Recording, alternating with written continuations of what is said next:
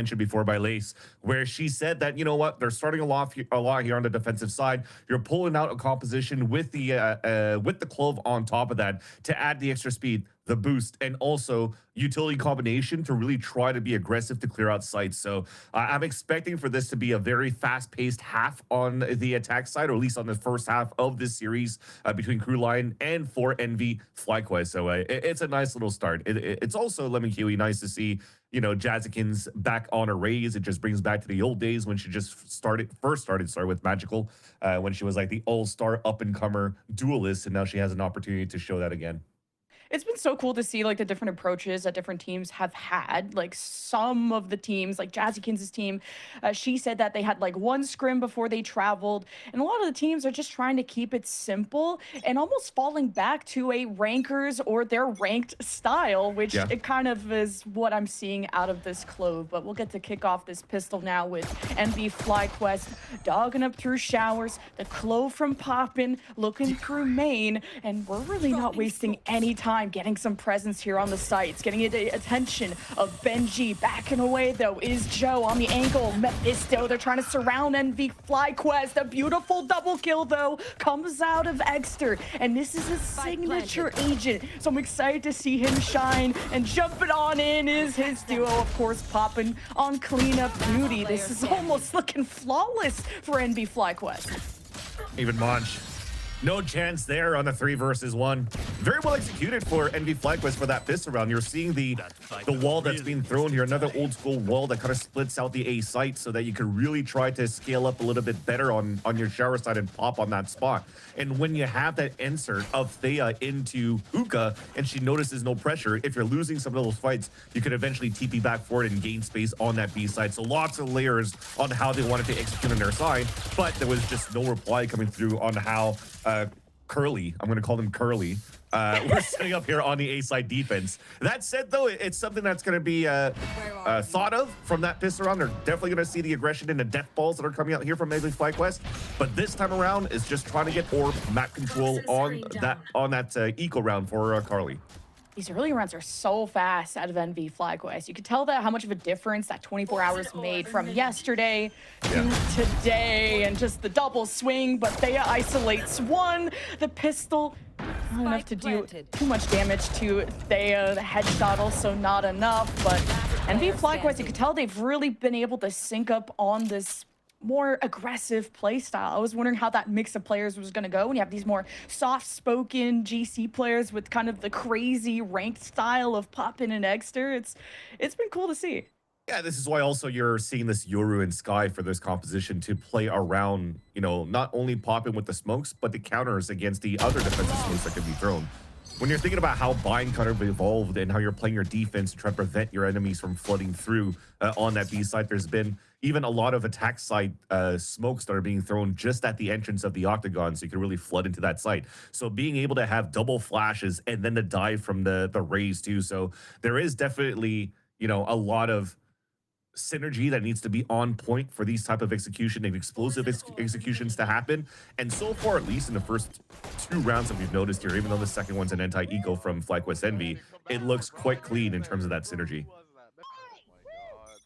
Even Poppin in his interview yesterday said they really felt like they came back stronger after the tech pause. They know how to kind of close their eyes, lock in whatever rituals they're into, and so far, whatever god that answered is giving them the first couple of rounds. See how the bonus goes. Now a lot of Hookah presence. Monch though trying to play safe, now repositioning and has some backup from Joe by her side. And it works out beautifully for this defense. The wall up, spike down. This round is over. I didn't expect maybe that fast rotate to happen as well from the side of the defense.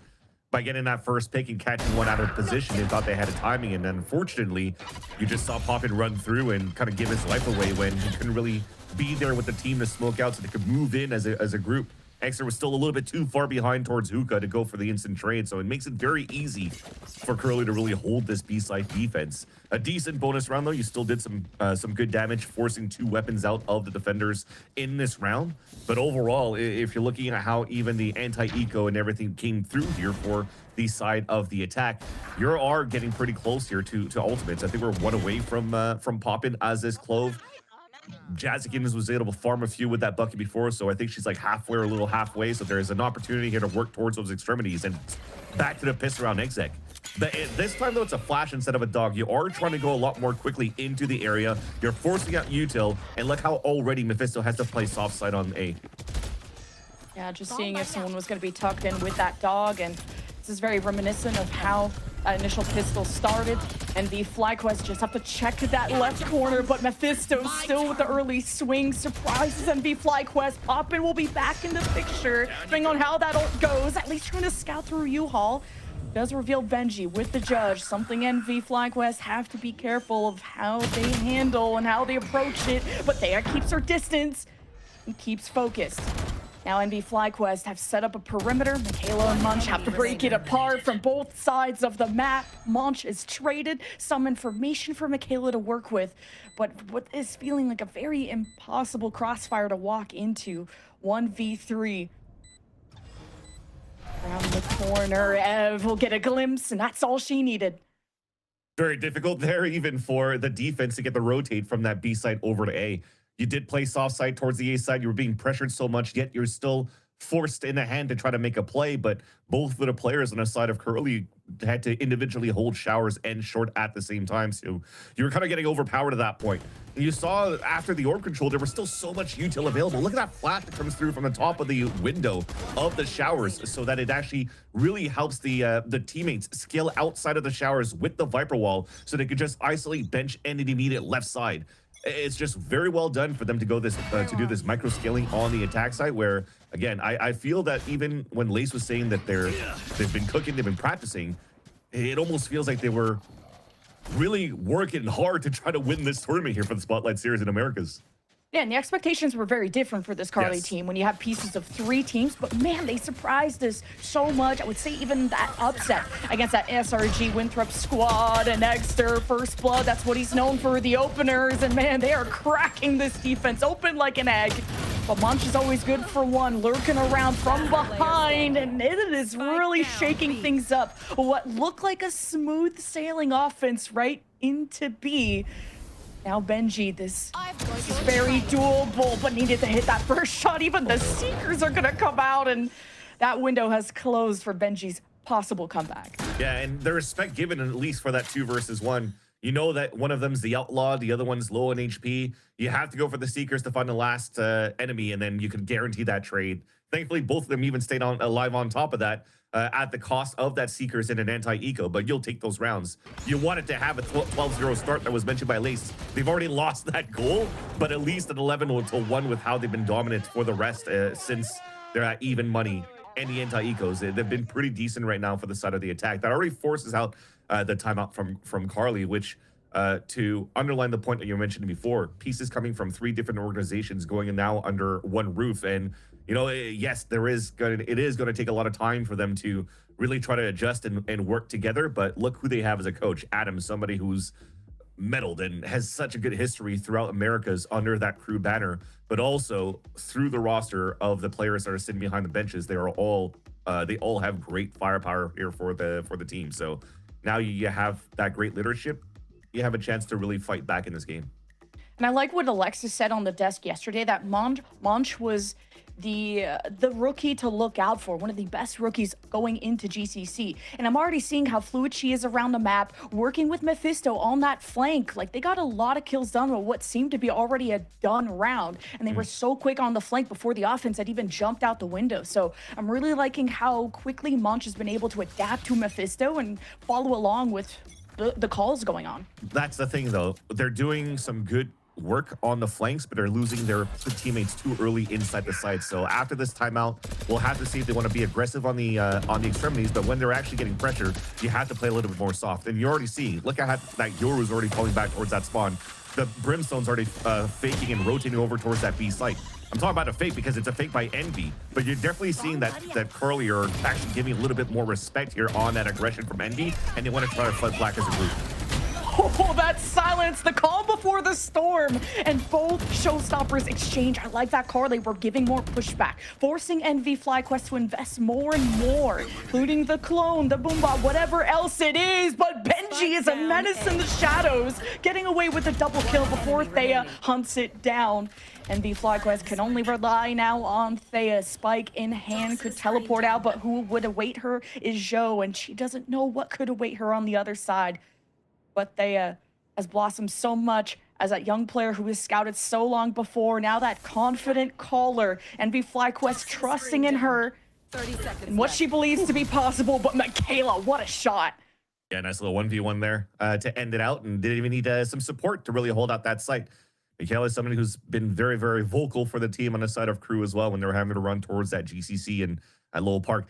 That said, when you're looking at how they're also playing outside of that rocket to fight into showers, they know also that NVFlyQuest have been staying as a group, right? Lots of these 4-0s, or should I say 4-1 splits on sites, or at least 4-1 with a lurk on the other extremity of that map. So when you're starting to hear a little bit of that util coming in first, you have to expect 2 or 3 players coming out of that, so they wanted to gamble that showstopper to fight. It worked out for 1 kill, but the rest of them played passively to really, you know, wait that first wave of util coming out from NVFlyQuest and really catch them off guard when they tried to come through. So that timeout comes to fruition for the side of Adam, and now the gun sticks out, should be an easy kill for Joe. Oh, you would think. You caster curse the heck out of that. And that's that makes the it full HP too. Yeah. Good old band-aid there, but still a ton of ults for KRLY to use in this round, despite the 4v5. Everything goes back to square one. NVFlyQuest definitely not liking that there's an op on B. Yeah, they're kind of split across that because they've lost a player so early. This should be easy right now for NV to take, but as I was mentioned before, they're not playing soft site. Oh, and that's the beauty of having a Brimstone. This is just going to be such a good ult to lock down a site. NVFlyQuest had the fake. The re-hit is still successful. Spike planted. Only the orbital strike used there from KRLY. On the flank, though, here comes Michaela. Benji waiting for the time to pinch in. Right at the corner is Exter. Oh, quick shift. Benji readjusts.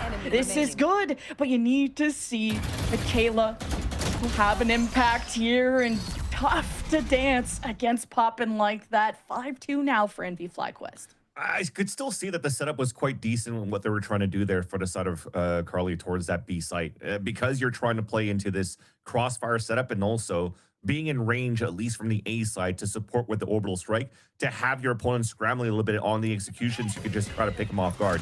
That said, what opened up on the side there for NVFlyQuest was actually the ult coming in here from Exter. And that actually foils the plans of how you're trying to set up your defense to smother that push on the side of the attack. So maybe a little bit of a miss of a hitting tab to see what was available for these ults here for the side of the attack. And now it should be easy farming for the side of the attack one more time as they're going to another anti-eco. One enemy remaining. Unfortunate timing on the swing, but now you're just feeding the beasts of NVFlyQuest. Liking what I'm seeing out of them, though. There is some pushback. If KRLY can keep their distance, they just got to also be consistent on these shots. Benji will be on his way. Aya watches out. This is starting to become a pretty significant lead. Yeah, it's not too bad, though, from the side of, you know, the LATAM crew over on defense, if it continues that type of scenario where once you have weapons, you win a round, or it goes back and forth where you're back into an eco as soon as you lose a round. But if you're able to still end this at a 4-5 round on your side, you're looking pretty comfortable here once you're going to be able to switch sides. We're talking about the composition here for both of these teams where you are looking to be explosive for the side of Envy. They are going to be able to do it, but they're not going to be able to do that as much here on their defensive side, especially on the attack when you could do the same type of inserts and use these fast rotates from the TPs. So it's really important here for the side of NVFlyQuest that they have to maintain their dominance, and 10-2.5 would be quite decent for them. But anything less than that, it's still a game on the second half. That's what's nice about the fade. Oh, where'd this guy come from? Exter with a surprise and breaks us all open. The double kill, turning the round in NVFlyQuest's favor after they got initially spotted, but Monch she'll never go down. She'll never surrender. Had to be shot through the smoke. It gets NVFlyQuest established for the plant.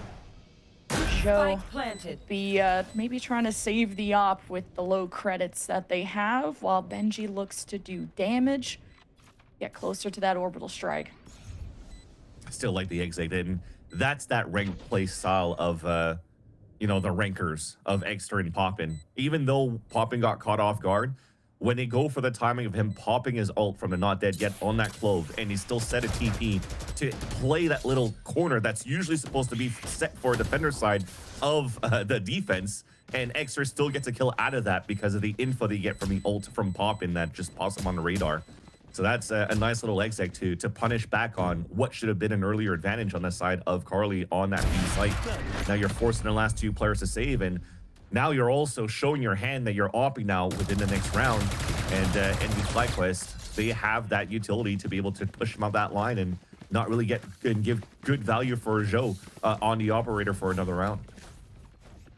You've had glimpses of this op being anchored towards B, so I wonder if that's going to affect how they go forward. But these are also two teams that have taken the time before traveling to Mexico to scrim. Both Jazzy and Munch have claimed that in their interviews, which is always a nice starting point to have more time to really learn how each other communicate, how they play, and form friendships where you're able to ask something of someone else on the team. Joe. Very daring, are we? 31 HP, lives to tell the tale. We got the dimensional drift involved, and Exter shows face. Cards are on the table now. How do KRLY respond? Lurking ahead, hearing something. Exter knocking at the door before anyone even seems to be home, but Benji punishes Exter. That was a risk he was willing to take. Now the doors are closed, and KRLY, we're all just grouped up waiting for what the call is, how they're gonna try and break into this. It starts with the boom bot, Mephisto with the Bucky, hoping to dance at close range. Confirms that onto Poppin. Space, real estate for KRLY to work with. The rest of NV FlyQuest will play time, will play the distance. And Jazzy has revealed now the position into Octagon. Ev even still has a flash. They want to make sure they have some presence. The spike is planted in front, so they'll always be able to see that diffuser. And Joe will be able to maintain that operator, not able to get the defuse. That was so interesting on how they played that retake there for the side of KRLY. You had the ult that was available, from Joe the whole time. And when you're looking at that minimap, Thea wasn't really in a place where they wanted to pit out towards that spawn. She was still watching that flank, as it's her responsibility that has been for the whole of this half. And that is also potentially the reason why you're not seeing her as active within the group when the desk was mentioning that they're trying to give a little bit more of that IGL responsibility over to Thea instead. So she's staying a little bit further back so she get the right reads and the right calls. And then it gives you a window for you to rush through here with Joe on the ult, especially if Joe is stuck with an operator. Everything's being smoked out. You're going to get zero value here as your Yoru. Try to get the information for your team. But unfortunately, that synergy didn't come through, and it ends up being some easy wins on that pulse plant for the side of FlyQuest Envy because of Ev's final flash that they still had there on that sky. Gonna be another pace change with now KRLY using both timeouts, and you see them as the rounds go on, as they're getting warmed up, they're trying to be more proactive. They're contesting showers, forcing more util out, popping out towards Octagon on the long side of B. But then these duelists, man, on the FlyQuest Envy side, they have just had this Lion Cruise number. Just trying to salvage that last round here coming through would be quite a nice for the side of Crew. Now, is that for them too, KRLY using both of their timeouts within the half, possibly here? So they're understanding here that a lot is being focused on NV FlyQuest with this comp on the attack. And if they are able to salvage the last two, they'll be in a comfortable positions once they take their attack set themselves. So it starts off with the pit that they hold up towards that short A side, but unfortunately they lost also that TP into showers. And Munch is gone, no Viper's Pit. This is the type of NV FlyQuest play style that has been pieced together. They fear nothing, not even a Viper's Pit. Now they just need to extend outwards, take some more space. And lurking around is Joe, but with an op, this is an awkward spot to try and peek through. Michaela's gonna give them a heads up, and even in terms of those kills, but oh, Benji just missing Thea there. We'll catch them. Now Benji's on the flank, and this is now gonna be an issue for NVFlyQuest. They're all huddled up into U-Haul, just trying to play time, play their lives, and KRLY looking to evict them, and Exter takes fate into his own hands, and Joe can't even switch weapon. He's only good for one. The op drops, and it's 9-2. Yeah, it's a small, unfortunate scenario there coming through. Again, getting great value off that flank. It wasn't really that he missed Thea, but he just didn't want to shoot to give his position away to let the team know that, or at least to let NVFlyQuest know that he was going on that flank. So he calls that out for the Opera Joe to come back towards that showers once he goes for the backstep on short. And he thinks coming in here from the pine tree on the other opposite side of short, he might be able to surprise an opponent there. But there's still one watching that flank. There's that reflex shots that came through, and there was no value that was taken on breaking a little bit of that diversion on that short A side, and you have a perfect post plant scenario hold for NVFlyQuest one more time. So last round of the half, the dog is going to spot Mephisto, kind of stuck, force the TP most likely, or forces out the showstopper, but this is a nice bait being done by NVFlyQuest to start. Ooh, Exter respecting that ult. Everyone tucking away. Got a lot of good resources out of KRLY, but Joe still gets the first blood with the charge, and Ev is something else. Seeker's out. Double kill. The B hit is there, and KRLY, especially Benji, has to buy time. Has the orbital strike to play off of two. Decides last minute to throw it out. Forces NVFlyQuest forward. They're on the hunt, and Joe has no way to escape. But the spike is still on its way. So Munch could have some timing here. Look at this read from NVFlyQuest, hearing, seeing trouble afoot, and that's the third kill for Ev. A small mistake, Michaela missing the Prowler down towards Long B after the showstopper. Didn't really clear that right side of that little corner of the closet at the fountain. So that allows Ev to get two really nice kills with a rifle right after. So very well done on that side. And then, of course, the TP right after. You know where that last player is at. You pinch Munch, and then you get the victory coming through here for FlyQuest NV. But it's time to pay the bills. Let's go ahead and take a little break, and we'll be back and resume here the second half of the first map between FlyQuest NV and KRLY.